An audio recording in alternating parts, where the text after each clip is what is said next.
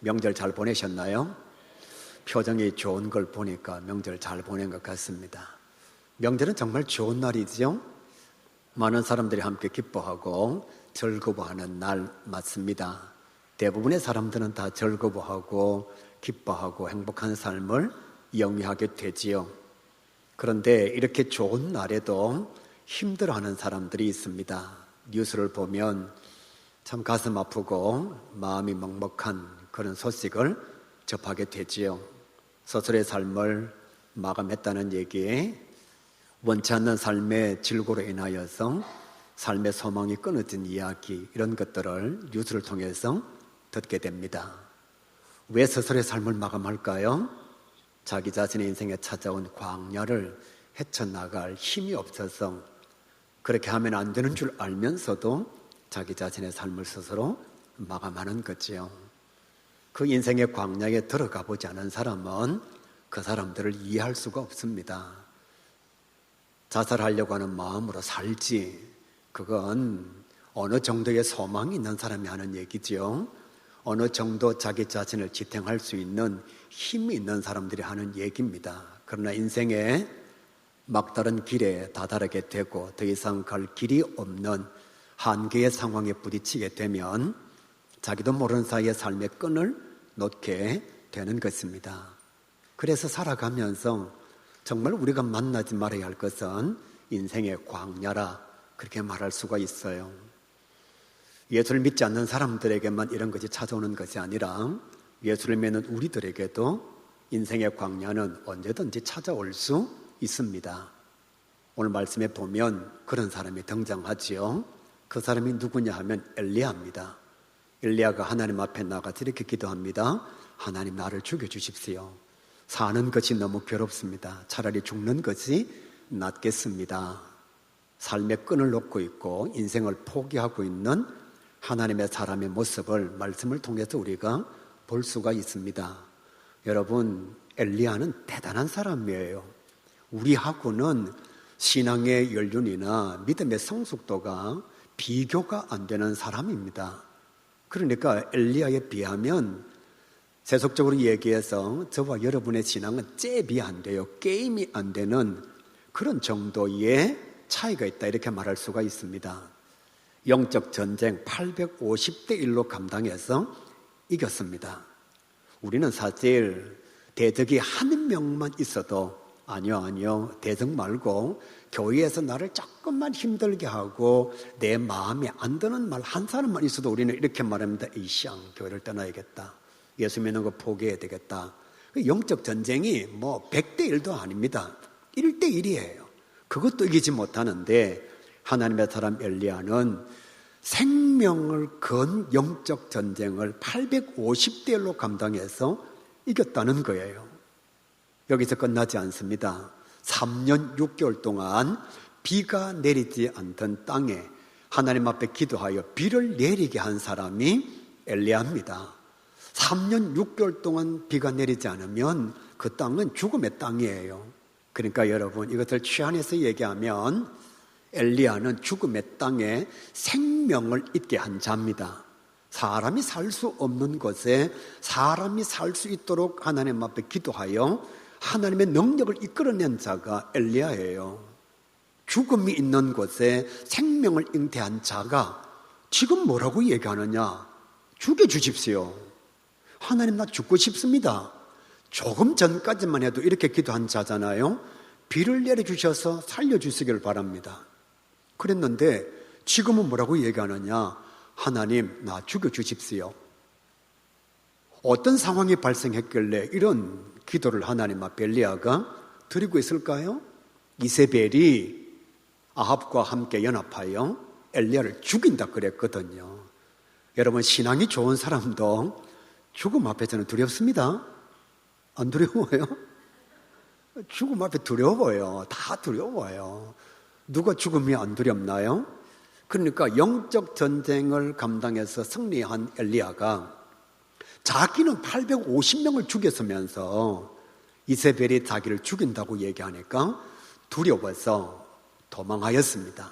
그리고 어디로 갔느냐? 광야로 간 거예요. 광야에 가서 절망과 두려움에 사로잡혀서 하나님 앞에 기도합니다. 인생의 광야가 찾아온 거죠. 마지막으로 하나님 앞에 이렇게 기도합니다. 하나님, 제발 나를 이 세상에서 좀 데려가시길 바랍니다. 내가 사는 것이 죽는 것보다 더 괴롭습니다. 절대로 착각하지 마시길 바랍니다. 목사님에게는 인생의 광야가 찾아오지 않을까? 찾아옵니다. 장로님들에게는 인생의 광야가 없겠지? 아닙니다. 장로님들도 절망하고 좌절합니다. 내가 교회 50년 다니면 내 인생의 절망이 찾아오지 않을까? 아닙니다. 엘리야는 위대한 하나님의 사람인데 그 삶의 현장에 인생의 광야가 찾아온 거예요. 성경적으로 얘기하면 인생에 찾아오는 광야가 무슨 뜻이냐? 현실적인 고난과 고통으로 말미암아 내면과 내 신앙에 심각한 혼돈이 일어나는 것, 이것을 인생에 찾아온 광야라고 얘기합니다. 현실적인 고난과 어려움이 있다는 거죠. 원치 않는 고통으로 말미암아 내 마음과 내 신앙에 심각한 혼돈이 생겨난 것, 이것이 믿음의 사람들에게 찾아온 인생의 광야라는 거지요. 대부분의 사람들은 목사님을 비롯해서 장로님을 포함해서 이런 인생의 광야가 찾아오면 절망, 낙심, 좌절, 포기, 그리고 심각하면 우울증으로 인하여서 죽음을 생각하게 됩니다. 그러면 안 되는데 예수 믿는 사람 자살 많이 합니다, 여러분. 안 믿는 사람들도 스스로 삶을 마감하지만 예수를 믿는 사람들 중에도 자살하는 사람들이 의외로 많습니다. 왜 그럴까요? 인생의 광야를 만났을 때 찾아오는 심리적 현상이 좌절과 절망과 낙심과 포기라고 하는 그 어둠의 그림자가 성도들의 마음속에 찾아오기 때문에 그렇습니다. 그래서 심각한 우울증 앞에서 하지 말아야 할 스스로의 삶을 마감하는 그런 삶의 자리를 가지는 거지요. 인생의 광야가 찾아올 때에 나타나는 현상이 무엇일까? 광야의 모습을 기억하면 잘 알 수가 있습니다. 사랑하는 가교회 성도 여러분, 오늘 말씀을 꼭 기억하셔서 내 인생의 광야가 찾아왔을 때에 어떤 현상이 일어나는지를 분명하게 알아서 그 광야의 시간을 넉넉히 극복하는 주의 자녀가 꼭 될 수 있기를 우리 주님의 이름으로 간절히 축복합니다. 첫 번째, 인생의 광야가 찾아왔을 때 나타나는 현상은 길이 보이지 않습니다. 인생의 길이 보이지 않아요. 여러분, 광야에는 길이 없습니다. 혹시 몽골에 가보셨나요? 혹시 사우디에 가보셨나요? 광야에 접어들면 길이 없습니다. 길이 보이지 않아요.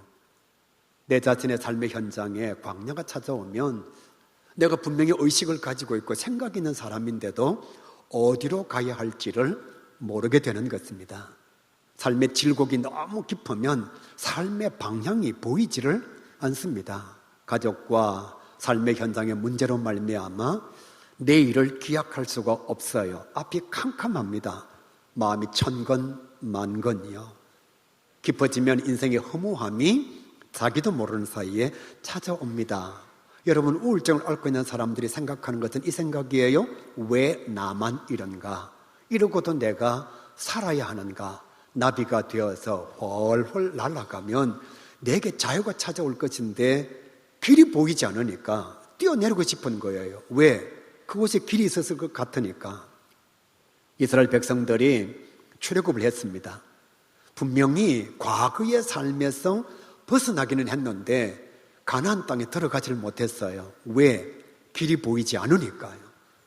과거의 끝은 가지고 있는데 미래의 현상은 그들의 눈앞에서 보이질 않는 겁니다.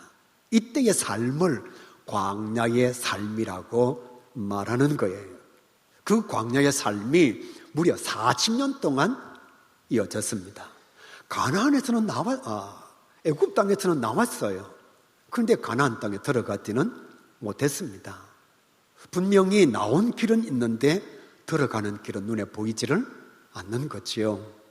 우리 인생의 광야가 내게 찾아오면 의식이 있는 존재요, 생각 있는 사람인데도 길이 보이지를 않습니다. 두 번째 인생의 광야가 찾아오면 내 곁에 사람들이 사라집니다. 도시에는 사람이 많습니다. 왜요? 내가 잘 나가고 있으니까. 그러나 내가 광야로 들어가면 그곳에는 아무도 존재하지 않습니다. 광야에는 사람이 없어요. 여러분 생각해 보십시오. 내가 잘 나갈 때, 성공할 때, 돈이 많을 때에는 오지 말라 그래도 내게 사람들이 막 와요.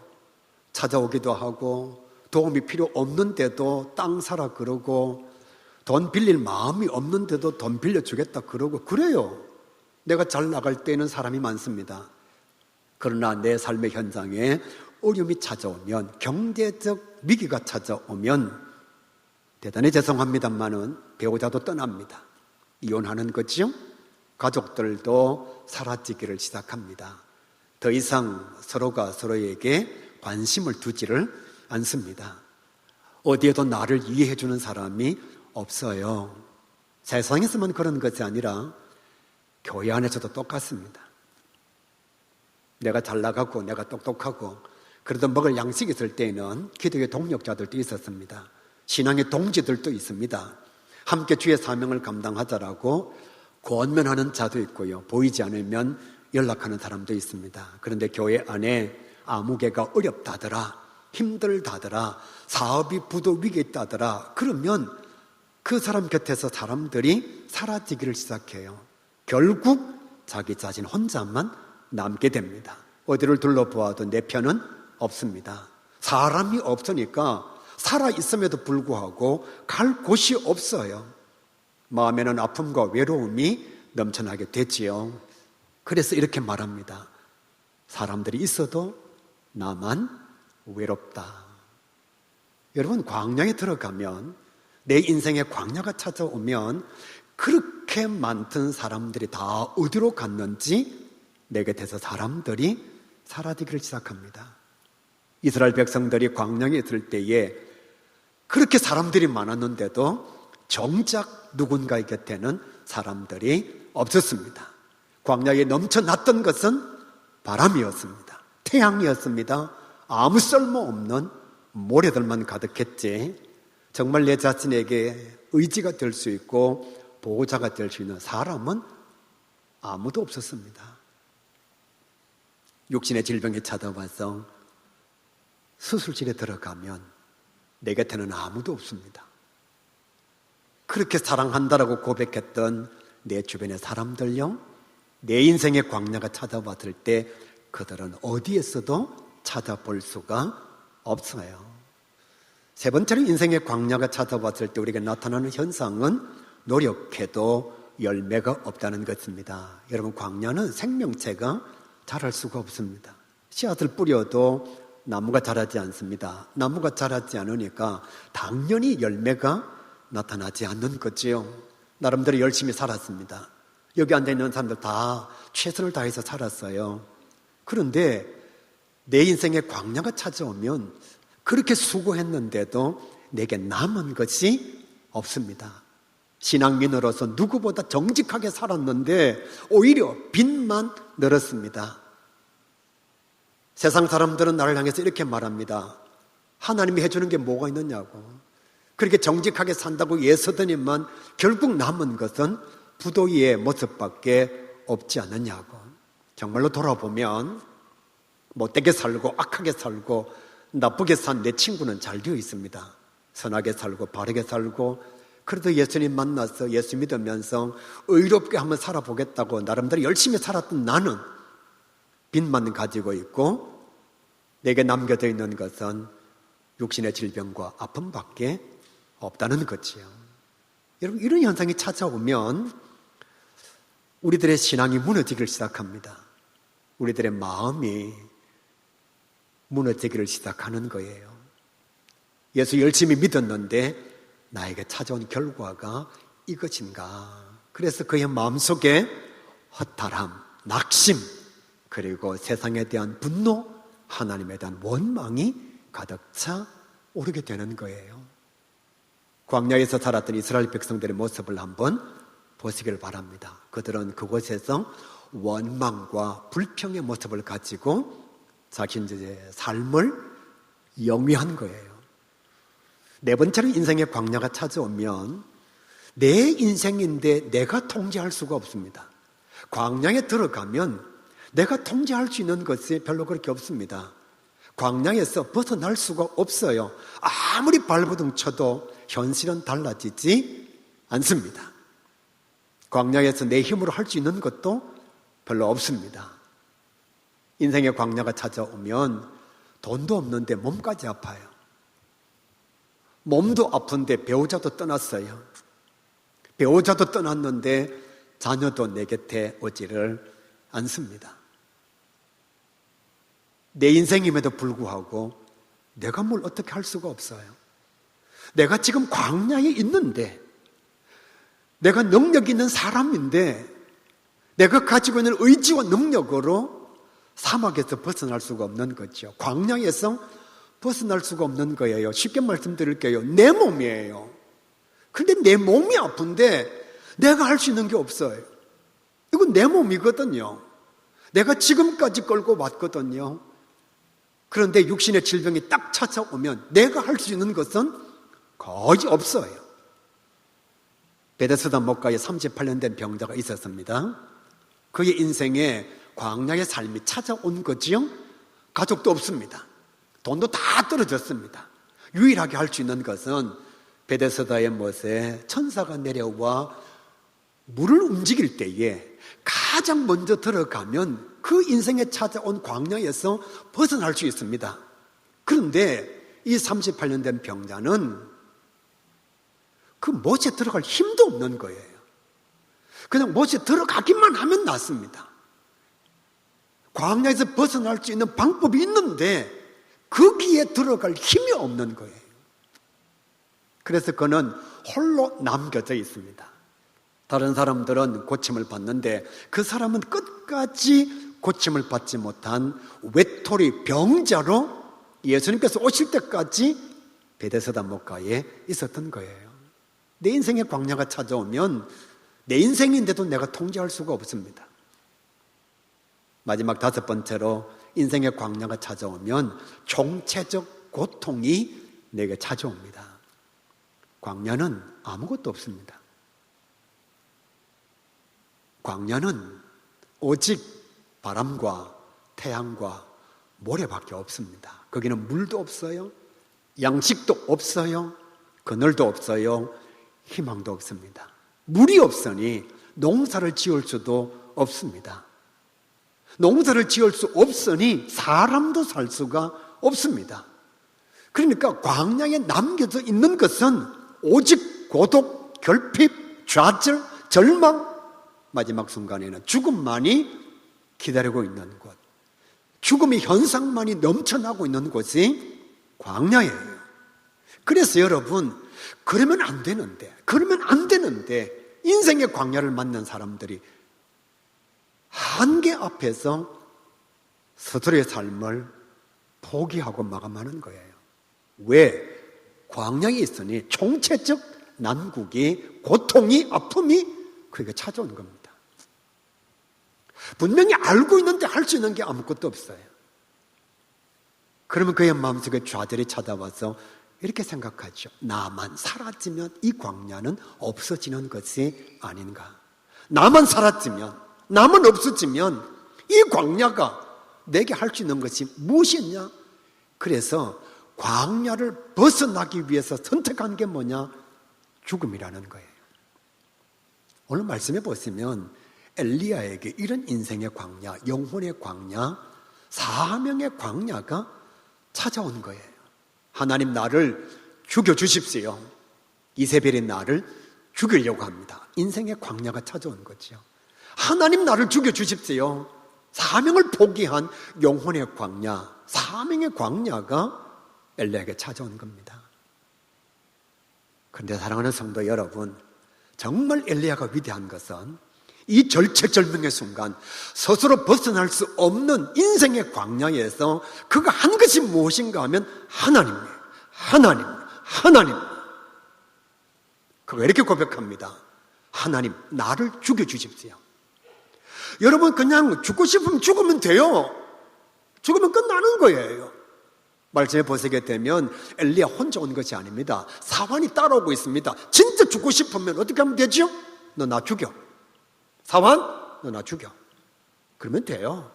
진짜 죽고 싶으면 목매달면 됩니다. 진짜 죽고 싶으면 뛰어내리면 돼요.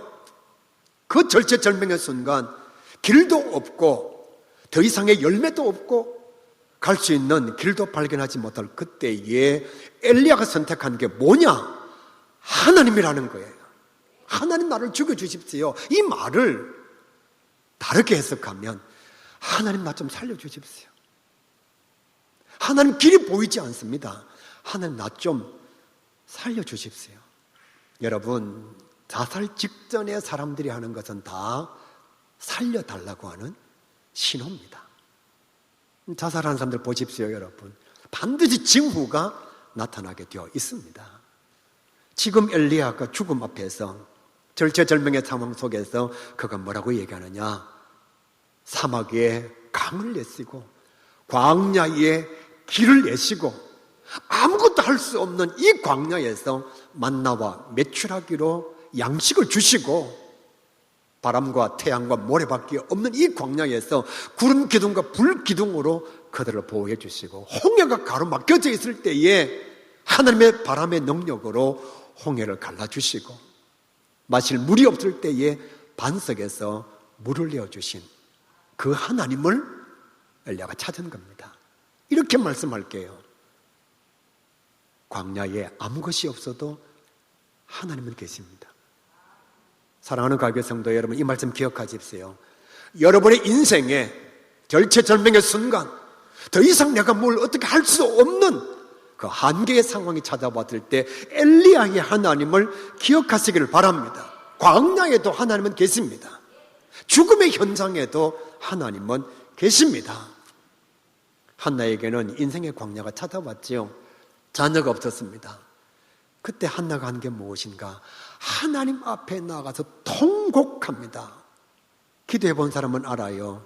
정말 삶이 힘들고 감당할 수 없는 고난이 찾아오면 기도가 안 됩니다. 기도가 안 돼요. 그냥 엎드려서 하는 게 뭐냐? 통곡입니다. 울 수밖에 없어요. 그래서 하나님 앞에 한나가 나와서 이 인생의 광야, 자녀가 없는 이 질곡의 계곡을 넘어서기 위해서 그가 한 게 뭐냐? 하나님, 통곡하면서 자녀를 달라는 거지. 하갈이 내어 쫓김을 당해서 광야에서 하나님 앞에 절규하며 기도했는데 그게 뭐냐? 통곡입니다. 통곡이요. 진짜 어려운 순간을 만나면 믿음이 좋은 사람도 기도가 나오지 않습니다. 그래서 하나님의 사람들이 선택한 게 뭐냐? 인생의 광야에서 사람들 앞에서 운 것이 아니라 하나님 앞에서 통곡한 거지요. 하나님의 사람 다윗에게 영혼의 광야가 찾아왔습니다. 하지 말아야 할 간음의 죄를 범하고 하지 말아야 할 살인의 죄를 범하였습니다. 바세바, 하지 말아야 할 죄악을 범한 거지요. 하나님의 사람이 그에게 책망할 때 그 영혼의 광야에서 다윗이 한 게 뭐냐? 하나님 앞에 눈물로 침상을 띄우는, 주야의 음식이 눈물이 되는 그 삶의 자리를 가진 거예요. 사도 바울도 마찬가지입니다. 오라 나는 곤고한 사람이로다. 그의 영혼의 광야가 찾아왔을 때 내가 원하는 선은 행하지 않고 원치 않는 악을 행하는 도다. 자기 자신의 연약성 때문에 절규할 때에 사도 바울이 찾은 믿음의 대상은 하나님이었다는 거예요. 예수님께서도 사명의 광야 앞에서 기도하셨습니다. 사탄의 시험 앞에서 예수님께서 하신 게 뭐냐? 하나님 앞에 기도드린 거예요. 여러분, 목회자들에게도 사명의 광야가 찾아옵니다. 목회자들에게도 사명의 질곡이 찾아와요. 똑같이 신학교에서 공부했는데 어떤 목사님은 설교도 잘해요. 어떤 목사님은 기도의 능력도 가지고 있어요. 어떤 목사님은 교회도 부흥해 있습니다. 가는 곳마다 사람들에게 인정을 받습니다. 똑같이 공부하고 신학교 다닐 때에는 내가 더 공부를 잘했는데 교회도 부흥이 안 되고 설교하며 성도들이 졸고 기도하며 응답이 없고, 그런데 기도원에 들어가서 목회자가 감당하는 게 뭐냐? 하나님, 이러고도 내가 사명을 감당해야 되겠습니까? 내가 목회자의 길을 계속 가야 되겠습니까? 그럴 때 우리가 찾는 존재가 누구냐? 하나님이라는 거죠. 예수를 믿는 사람이든 믿지 않는 사람이든 모든 사람의 삶의 현장에는 인생의 광야가 찾아옵니다. 사랑했던 남편, 사랑했던 아내가 세상을 먼저 떠났습니다. 사별을 경험해 보지 않는 사람은 그 인생의 광야가 얼마나 깊은지 몰라요. 청춘을 바쳤던 회사가 부도가 났습니다. 건강했는데 40이 넘는 시절에 의사가 이렇게 말합니다. 암입니다. 얼마 남지 않았습니다.